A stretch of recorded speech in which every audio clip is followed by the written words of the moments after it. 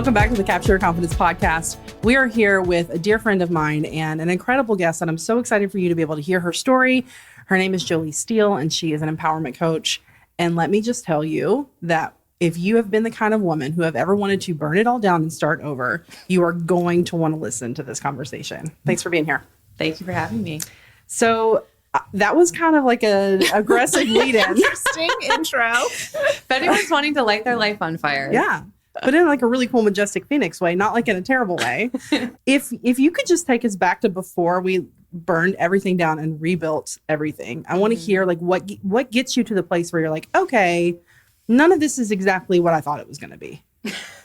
Yeah. I mean, I think that's a really long process. Like it was a period of upwards of a decade of building a life and then getting there and being like, oh no, this doesn't feel right.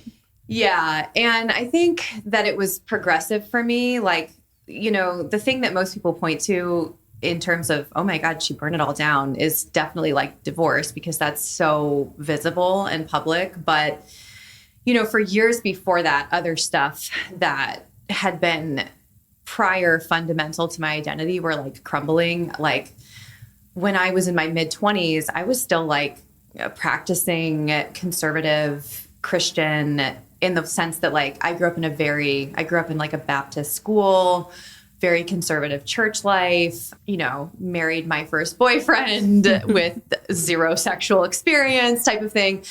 And in my mid-20s, after I had my daughter, my first kid, like that was the beginning actually, which was like 10 years before my marriage ended. And it didn't feel at first like it had anything to do with my marriage. It was more just like I realized that I was involved in church life and having to bring along a kid and mostly do it solo because my ex-husband was in residency at the time and was really busy.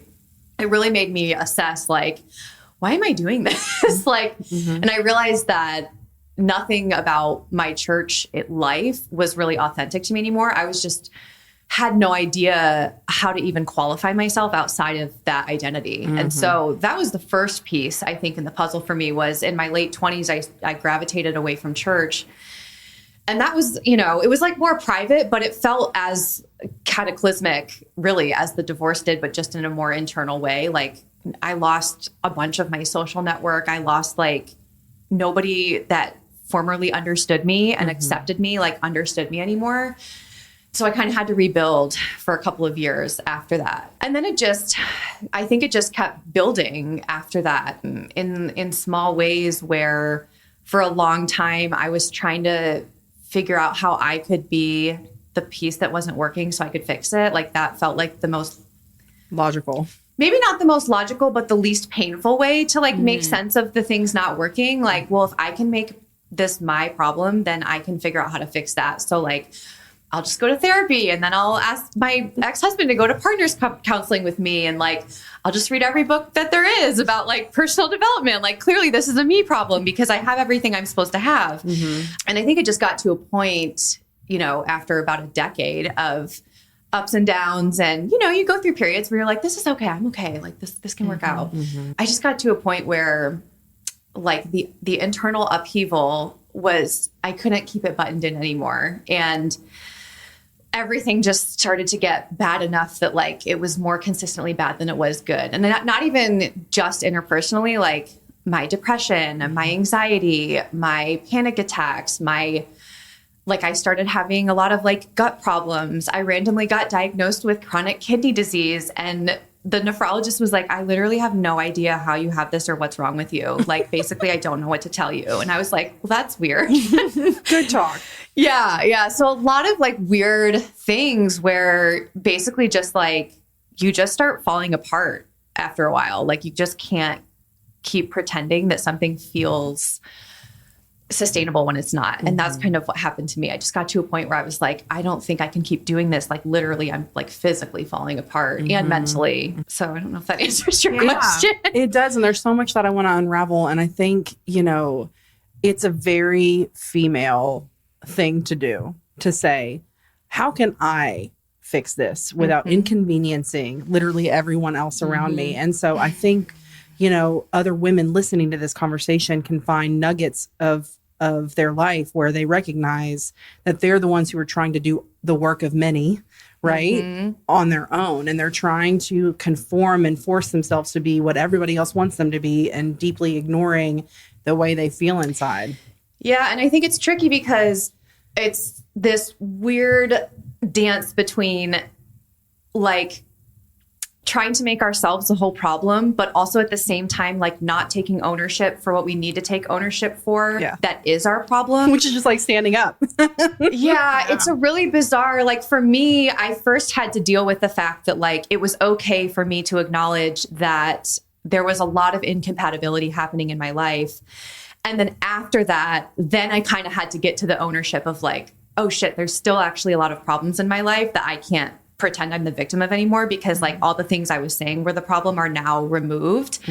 And so it is hard because I'm always trying to tell people like, you have to understand that not everything is your problem to fix, but at the same time, there's also this other, it's like this marriage of the two together, if that makes sense. For sure.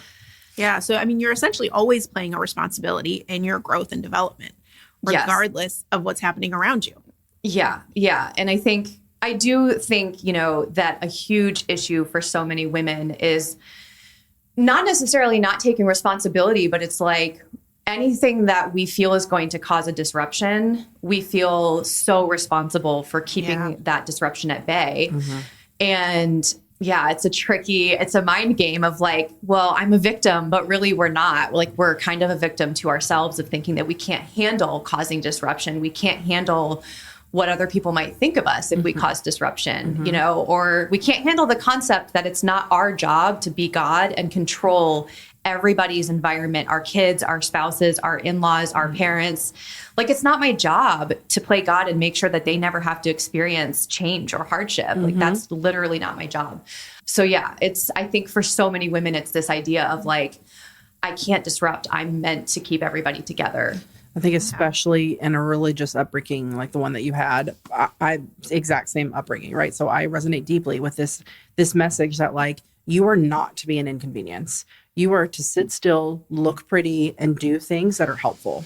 And so when you're taught that over and over again, and the feelings that you're having feel real fucking inconvenient, excuse my French, like when that is the feeling inside of like what I feel inside is deeply inconvenient to every other person, it goes against everything you were told you were supposed to be. It feels very uncomfortable. Yeah, exactly. You have to completely shift your everything. You have to shift your values. You have to shift your identity. You have to shift what you feel you're truly responsible for. And, you know, it's not for the weak. Like, you know, you lose a lot of approval.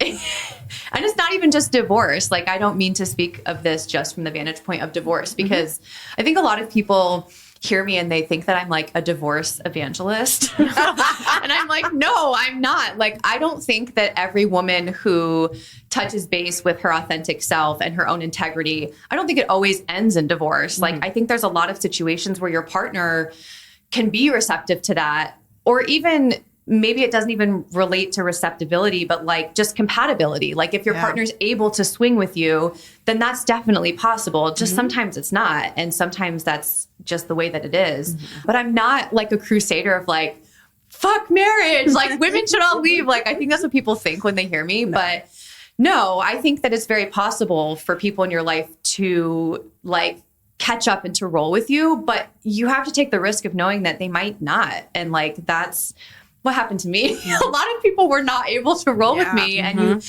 you have to be willing to like fling off that cliff and be like, maybe there'll be some hands holding me, but maybe also not. And you know. And you know, maybe you learn to hold yourself, because a lot of what we talk about here is confidence is a self-trust. And so I have to imagine as the trust around you is maybe a little shaky, your internal trust through this process becomes stronger. Yeah. And I think it goes back to what you were saying, Whitney, about a lot of us, our identity is completely wrapped up in like, you know, who I am is about what I can give in either performance or service to other people.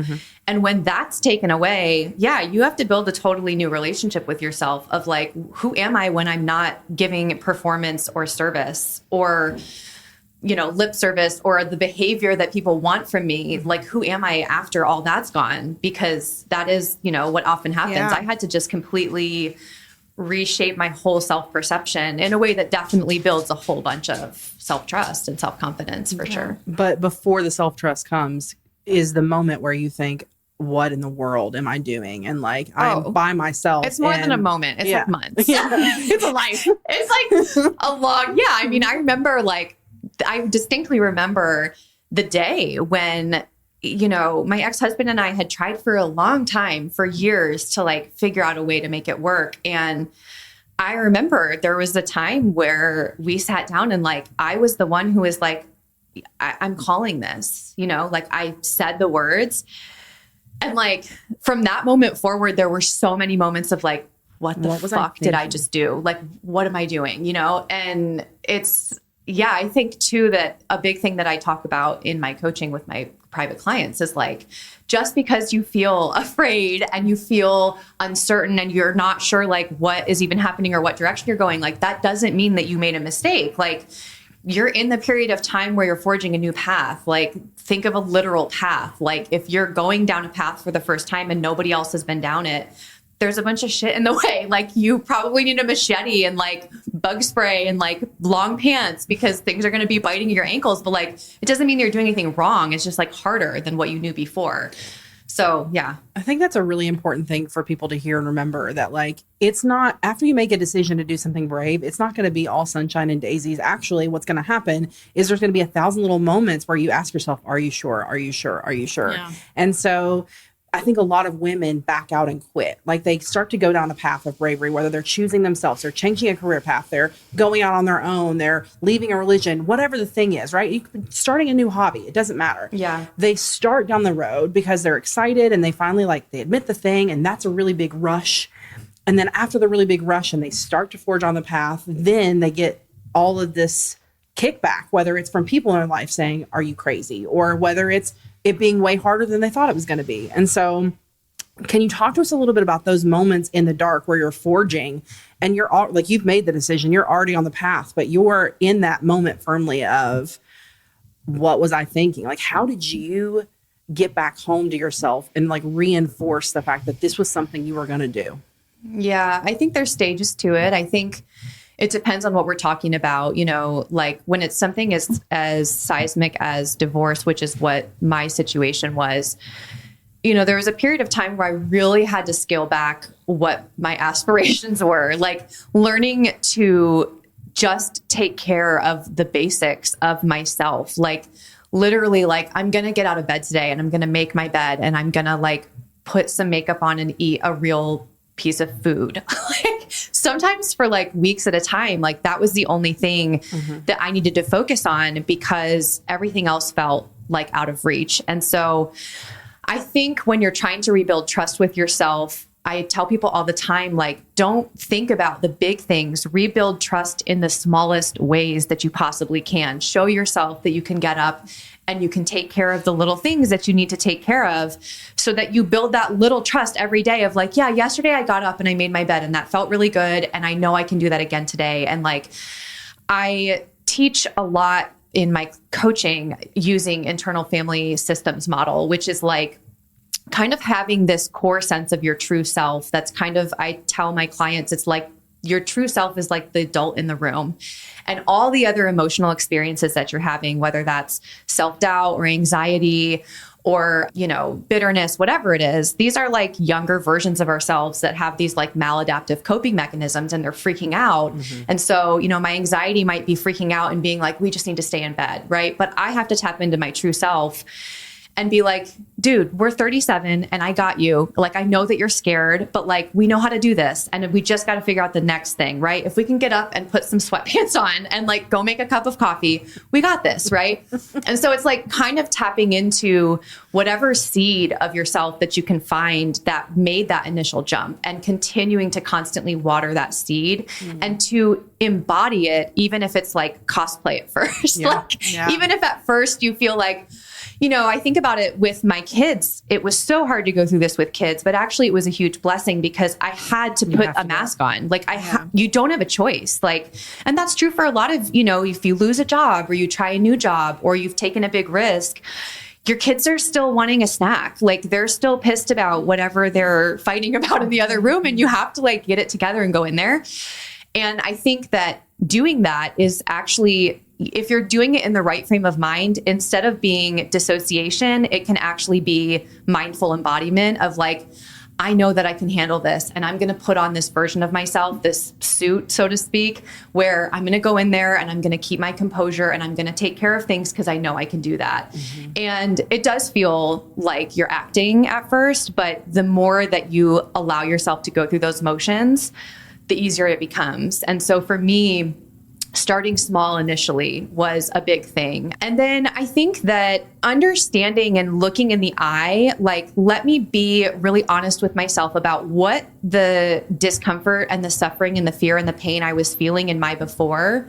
What was that really like compared to the discomfort and the fear and the suffering that I'm feeling now? Because for me, they're very different brands of pain and fear, right? Like my fear before was like, what if this is the rest of my life? And like, what if I feel this horrible internally and I just have to keep going through these motions and like, this is it for me. Like, that's terrifying for me. Mm-hmm. And that was like a withering fear, right? And then there's another type of fear in the after where it's like, what the fuck am I going to do? And like, it's a lot more like adrenaline fear where you're like, oh my God, I like need to figure out what I'm doing for next month because I don't have enough money. Mm-hmm. Like, and that's also really scary, but it can be a much more like ambitious, creative fear. Mm-hmm. And it's a fear that forces you to become like it's just a different type of fuel. And if you can focus on the fact that it can be an exciting fuel rather than a withering fuel, mm-hmm. I think for me, coming to terms with like, listen, life is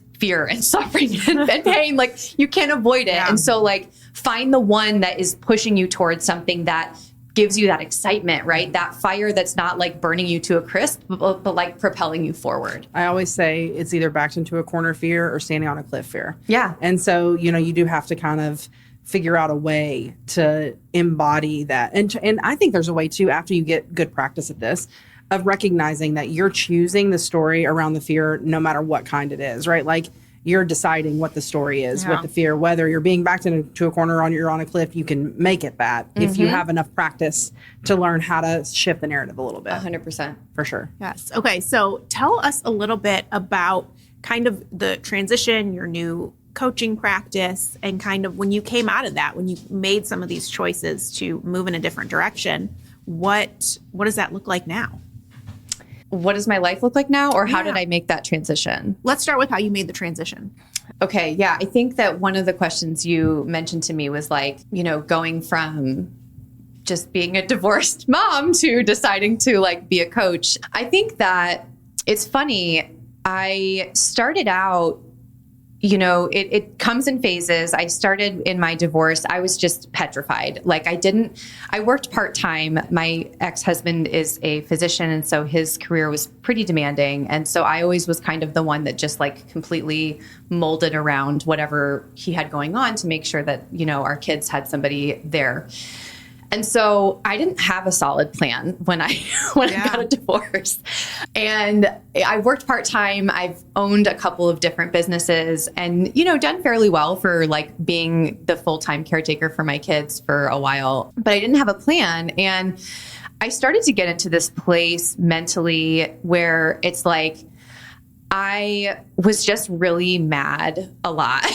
Yeah. I had gotten through the initial adrenaline that I needed to like make this jump and to, I didn't intend to, it wasn't a desire, but I had to burn a lot of like bridges even in my family, just like people that didn't understand because, there was nothing like glaringly, it's awful. Not, yeah, like I don't hate my ex-husband. Like I cared about him and we were friends, but like, I knew deeply that it wasn't going to work. And some of that was about understanding that like I had to develop my own sense of values and I had to acknowledge that it was okay that everybody has their own subjective values in life. And I didn't know what my values were when I was 21 and I committed to marrying this person. Like I had no concept of my own values.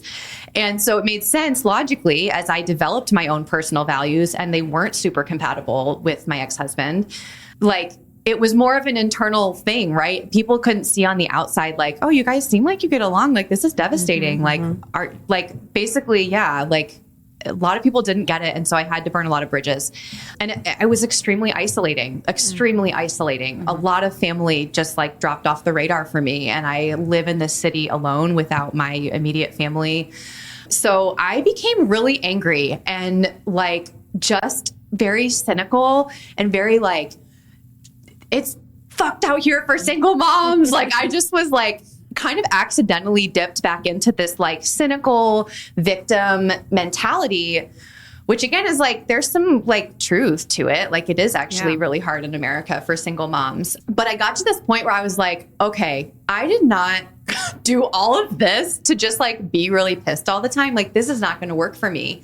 And it wasn't like on purpose. I wasn't like, let me go to the library and like find a book about this. I think I just saw somebody randomly that I follow on Instagram recommend this book called Breaking the Habit of Being Yourself. Joe Dispenza, God bless him. So I am like inherently very like sensible, cynical, ex-evangelical. So there was like a lot in Joe Dispenza's book where I was like, what the fuck are you talking about? Like, I was like, I am not rolling with all of this. But there was a lot in that book that really blew the top off of my mind. And understanding basically just how much of our experience of reality is so tied to like these emotions and thought processes that we've memorized and we're addicted to them.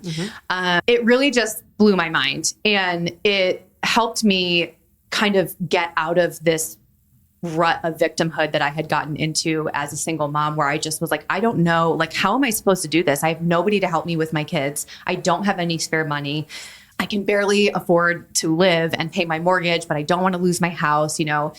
And I just started really investing in the stuff I was learning in that book, Breaking the Habit of Being Yourself. And it like very quickly, very drastically just changed a lot for me. I became very aware of what my like most fundamental beliefs about myself and the world were, and became extremely aware of how like ineffective and like, I don't know what word to use, but like essentially harmful they were for my ability to like thrive.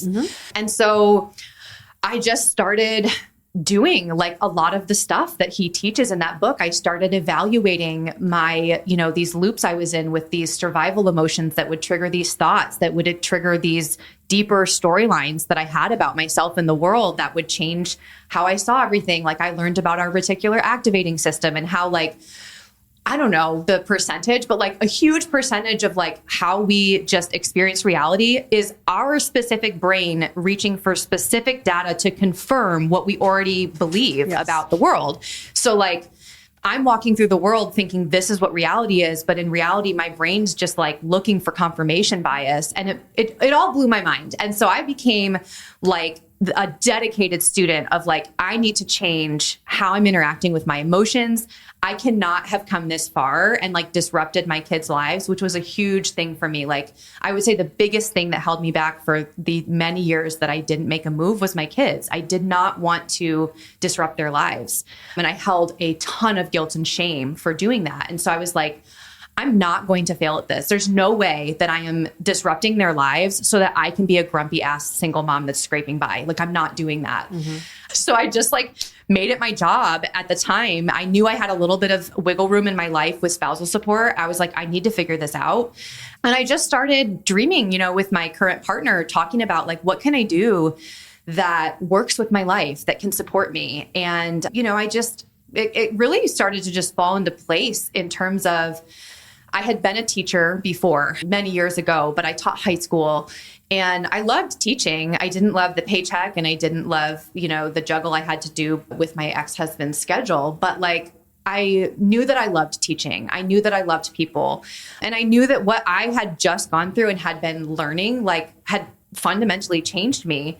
And I also knew from my reignited presence online, really my whole time online, like, everything that I would bear out into the world, there would be like so many private people coming to me being like, you're describing my life. Like, how did you know that this is exactly how I'm feeling? And so I knew that like, there had to be other people, other women that like needed this help or that like would benefit from having somebody that could like teach this and could, you know, just be a presence in their life in a way that was like sort of communal, which is how coaching felt for me.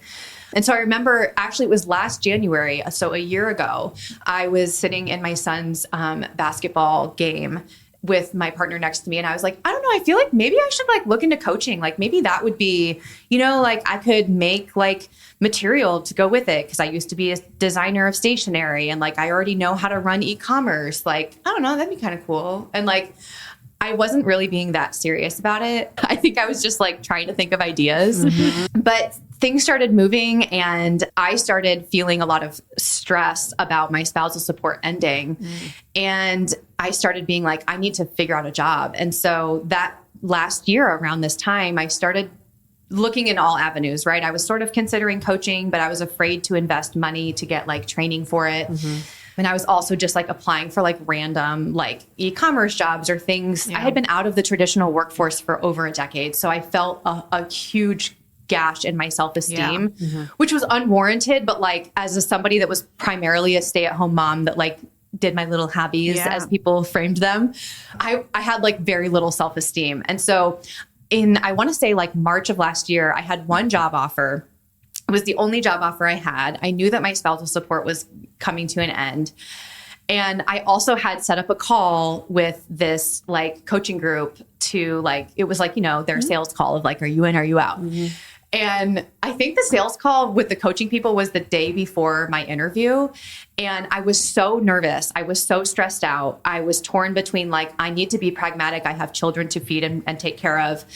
But I had also gone to the job and like looked at the work environment and they wanted me there Monday to Friday, 8 to 5. And I was like, bye. Like, I was like, this is a privilege and I won't turn it down. But also, what the fuck? Like, how am I supposed to like pick my kids up from school? Like, I don't understand how I'm supposed to do this. And so I was very activated, very stressed out, very anxious. And I just like decided to just like, I don't know, I was like, I guess I'm just going to feel this out. Like, I don't know what to do. I'm going to do the call and feel it out. And I ended up committing on the call and was like, I'll just take the job and I'll do this like night school until I can figure it out. Like, that'll be my plan. And as it got closer and closer, my body physically was like, no, like I was like having like physical like shutdown. And which was very similar to what was happening to me at the tail end of my marriage. Like your body just starts shutting down. And so, I turned the job down and decided like, well, I guess I'm going full throttle. Like I either make this work or I don't. And I would rather die knowing I actually gave it a shot. And I'm sure that I'll find some other random job if I can't make coaching, you know, if it doesn't get traction. And so, I launched it last June and have been doing it now for, I guess, 7 months. And it's been incredible. It's been really great. I think there are so many points that I want to drive home about this experience for you. The first of which is that you were willing to be brave enough to talk about what you were going through so that other people could give you confirmation that there was value in pursuing it, right? Like you didn't know at the time what you were doing, but you were actually just qualifying that there was a need for the thing that you were actively walking. Yeah. And so many people have experiences in their life that they feel afraid to share that would actually become something beautiful and an avenue for them if they had been willing to share it, right? Yeah. And so, you know, you think about running your businesses beforehand and your whole entire experience with social media, which is a whole nother podcast for a whole nother day, right? But like all of those things were feathers in the cap that uniquely positioned you to do the work that you're doing now. And you had no idea that that was what was happening as you were walking it. But then in hindsight, you can look back and think, there's no way that I would have been able to, you know, talk about these things if I hadn't had my previous experience on social. There's no way that I would have been able to, you know, build the material that I need for coaching if I wasn't previously a designer, if I wasn't all of these things, right? And so all of that built the pathway for you to literally step into who you've become today. Yeah, I think that's a huge thing about intuition is that we get this mistaken idea that intuition is like this, just like pull the curtain back and there's your destiny. And it's like, no, you get like one fucking breadcrumb at a time and it doesn't feel super clear, secure and clear. But like, it is like, if you can tune into, you know, for me, a lot of it was tuning into my body and just like acknowledging like, you know, I understand this job offer seems practical, but my body is literally shutting down and breaking down in hives. Kind of feels like maybe this isn't what I'm supposed to be doing. And like, you know, socially, we're not really on that page yet. Like, at least for me, you know, like I was raised by like mostly sort of German parents, like very sensible, very like, be practical, you know, like don't be stupid. And so, yeah, I've had to thwart a lot of like these ideas that like, it's very reckless to follow your intuition when actually like, it's always been the best move for me to follow my intuition. It may not feel like it in the exact moment that I do it, but if I follow my intention with, you know, the follow through of action, like, you know, that's where the magic happens. And most of the time it does not make sense. Like I have noticed in my life, all of the best things have been ultra scary because they made no sense on paper. Like terrible decision, seems scary, 0 stars. But those are the things that ended up like, if I'm brave enough to say, I don't know, this is what I want. And this is how I feel. And if I have leaned into those things, then it's become magical for me. Right. Again, coupled with action and being smart and like taking the steps, not just willy nilly, like, oh, I'm going to be this thing and then never doing anything. Right. But yeah, anytime I ever get like a ping of this feels like a thing that I kind of want to unravel, it always makes no sense. Yeah. Yeah. And I think also like, I was just talking to one of my kids about this. Like, I think that when we ignore the pings, you know, I spent most of my adulthood ignoring the pings in favor of quote, like pragmatism and like being safe or whatever, and doing what I thought was the right thing, not understanding that like, again, value systems are completely subjective and it's totally okay if your values are not the same as somebody else's values. The more that you ignore the pings, you just compound, you know, it's like you're in a grave and you're just shoveling more and more dirt on top of it. And it's like, I know there was this Dear Sugars episode where Cheryl Strayed, it's like pretty famous. It's like the truth that lives inside you or something. And it's basically like the truth that's in you is going to come out, and, you know, you can let it out easily or you can let it bring you to your knees, but like, it's going to come out at some point. And I think it's so important for women, especially, to hear, like, you know, it does feel unsafe, but it's actually a worse plan for you long-term to ignore what it is that you actually know, because it just makes so much more of a mess down the road. It just makes it so much harder. Yeah. You know, it's interesting listening to your story. We have a confidence formula that we share that is positive self-talk and action and repetition. And you have touched on every single one of those. And so it's just fascinating to hear, as someone who, and I've not met you prior to this, but it's just fascinating to hear that that formula has repeated itself kind of over and over in your story. And simultaneously, it seems your confidence has grown. Oh, exponentially.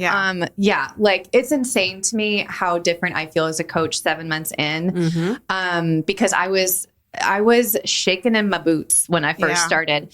And like, I loved that version of myself. Sure. Like, I love her. She was so brave. And it wasn't that I didn't have what it took. It just was like, you know, after a lifetime of self-deprecation and like basically agreeing that what you want to do is stupid, like, it takes a lot of practice to be like, no, actually, I'm brilliant and I have a lot of really good ideas and I have a lot to bring to the table.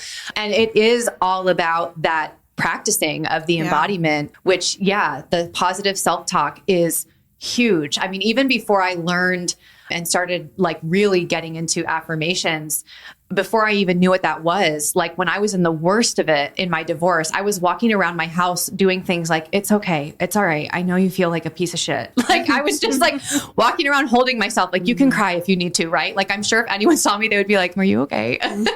But the positive self-talk was so impactful for me because, you have to let go of all of the safety nets of everybody else's approval. And so all you have is yourself, and that you have to build that relationship up. Yeah. And now here you are, you know, months and months later of doing this work. And the really cool thing that happens for you is the proof, right? So you do this hard work, you show up and you're brave, you suspect that what you're going to be doing is valuable. You have these clients, they're making transformation in their life. They're seeing incredible things. And the proof is like an iron coating on all of that confidence work that we did to get to this part. And so now you do get to like fully embody and show up. When I get on the internet and I talk about this work, I believe deeply to my core that this is important because now it's not just a data set of one, it's a data set of many. Yeah. And so watching you do that, like as an outsider and a friend, like watching you do that, I'm like, she is doing it. Like I'm on fire for it because this is the thing. Every woman has the potential to do this thing. If there's like a thing that a path she wants to follow, 100%. And it's just about being willing to try, and watching you do it in real time and show every piece of it